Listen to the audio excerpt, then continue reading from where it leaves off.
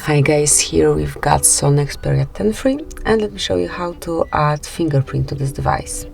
So first of all, just open the settings, find and select security and click on Fingerprint Manager. And draw an unlock pattern if you already have one, and if you'd like to add a fingerprint, just tap on next. And as you can see, your sensor is on the back cover, on the side cover of your device, so just tap on next and place your fingerprint right here. So you just have to lift your finger up, then place it on the sensor to add fingerprint ID fully.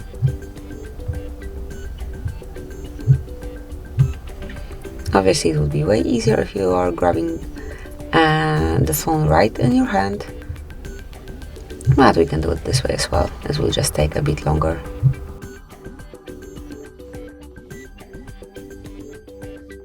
And as you can see, it is added, so just tap on done then, and from now on you can unlock your device with this fingerprint only, just like this. So that would be all. Thank you for watching. Please subscribe our channel and leave the thumbs up.